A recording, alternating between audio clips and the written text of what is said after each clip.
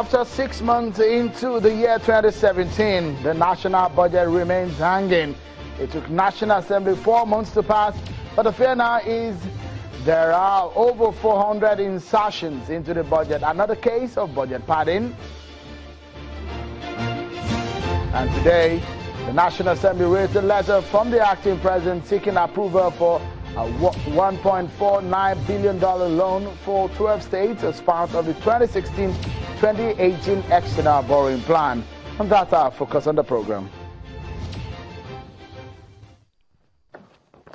Oh, many thanks for joining in, everyone. This is Politics Today live on Channels Television. I'm Shewa Kimbaloye in Lagos. Let's begin this conversation tonight with the permission to borrow by the federal government. Today, the acting president, Yemi Osinbajo, wrote to the National Assembly seeking approval of $1.49 billion loan for 12 states as part of the 2016-2018 external borrowing plan.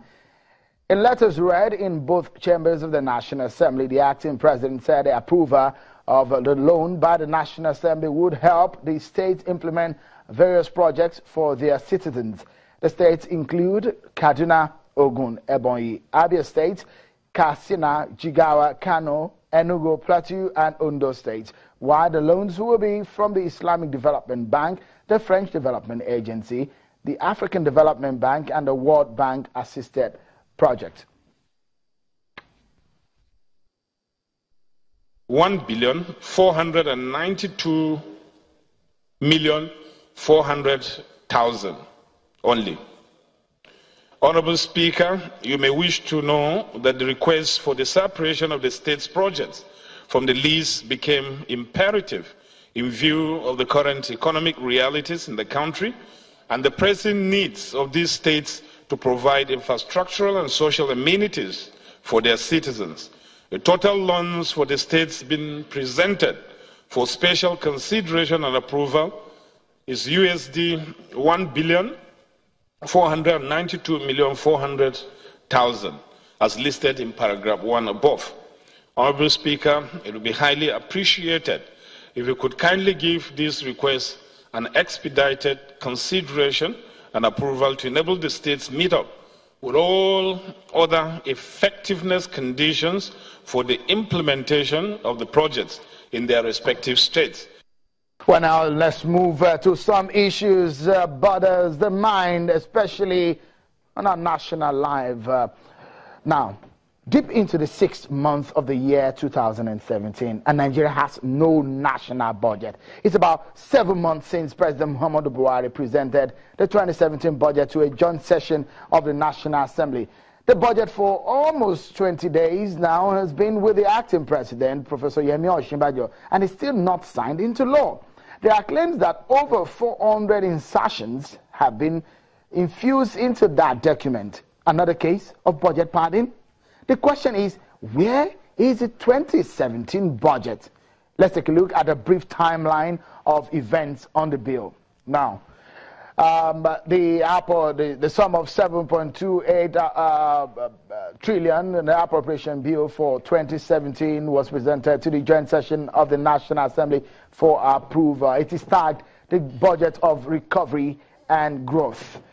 The chairman, Senate Committee on Appropriation, Danjuma Goje, said the Nigeria Police Force made away with the 2017 budget during his invasion of his residence. So it was another case of missing budget. You remember that statement in the 2016 budget process, an allegation the police force denied.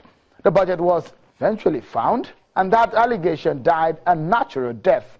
The National Assembly later increased the budget to 7.44 trillion naira, representing an addition of about 143 billion naira of the initial figure presented by the President Muhammadu Buhari. The National Assembly then passed the bill more than 4 months after it was submitted to it by President Buhari. More than 150 days after the document was laid on the floor of the House, the acting president, Yemi Osinbajo, received the budget from the National Assembly. Now, we are in June, and the budget is yet to be passed because there are gray areas which the presidency and the National Assembly are yet to sort out. This is a privileged information of some sort for you. It is said that about 400 different insertions, creation of new projects inserted into the budget. Does the National Assembly have the right to do that? If they do, where are these projects all coming from? Some of them are issues of electricity, issues of agriculture, plantation, works budget, a lot of issues on the budget, which makes it a messy situation right now. Well, Nigeria, don't forget, is in recession. A lot of issues on the table. Let's get talking right now to give perspectives to this issue. Joining me from our Abuja studio is a former member of the House of Representatives. Will be giving us insight and the benefits of his knowledge in the Halo Chamber, Honorable West Idausa. And here in the Lagos studio is Mr. GT Ogunye, a legal practitioner. Welcome to the program, gentlemen. I guess I should begin with Honorable West Idausa from Abuja. It does look like something that pains the heart, something that we've seen over and over again. Now, the budget 2017, we are in June of 2017. The budget is not passed yet. On the 5th of May, the expiration of the 2016 budget. And now, where we are, does it give you a concern that we are in some sort of a mess as a nation right now? Well, I think it's a worry to all of us, and the first point of blame really is the Constitution itself, which seems to allow a timeless barrier for the president to present the budget within the financial year, at any time within the financial year, which of course runs from January to 31st of December. And it means that the president can actually present the budget on the 30th of December and it will remain a legal document. So I think that's a fundamental error, and efforts should be made to urgently address that by amendment to ensure that there's some time limit within which the budget can be presented. And the second point that I would like to make on this is that the synergy between the legislature and the executive ought to really take place before the presentation of the budget, so that the question of constituency project inputs and etc. should have been sorted out before that budget is presented. Now, the question of presentation of the budget is statutorily a function of Mr. President. You know that Section 181 is very clear that the President is the one who must present those estimates before the National Assembly. Really speaking, it doesn't really give the National Assembly the powers to consider it. But by implication, you cannot receive a document without working on it. It doesn't mean that you must turn that document upside down. What it means is you must constructively engage that document within the framework of the law. So if a situation where you have lawmakers inserting local government projects, state projects, and etc., is an aberration and should not be encouraged. Because, of course, anybody who understands simple English is the national budget. And when you find local government projects you think that the executive is also right to have held onto this budget 20 days on now, or about 20 days on now, not to have signed that budget after the Senate has passed it or the National Assembly has passed it? Well, the information we have is that there is a small committee trying to reconcile, trying to check to make sure that there are no strange elements in the budget and that all line items are reconciled. I understand that work is going on, and I urge them to quickly finish that. It's important that the president, the acting president, doesn't sign the document with his eyes closed. He needs to open his eyes thoroughly. He must understand the full implication of the document that he's going to sign, and that's the reason why the due diligence is going on. But in all of this, time is of the essence. You have been in the National Assembly in that Halo Chamber.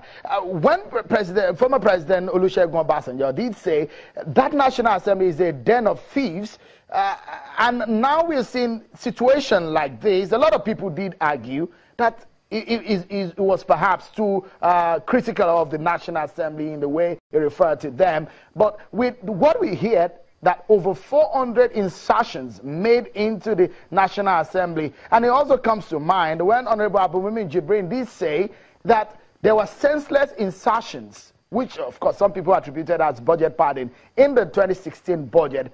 What does it come to? That can we really trust those who are making laws for this country, and those who occupy the hallowed chambers of the National Assembly?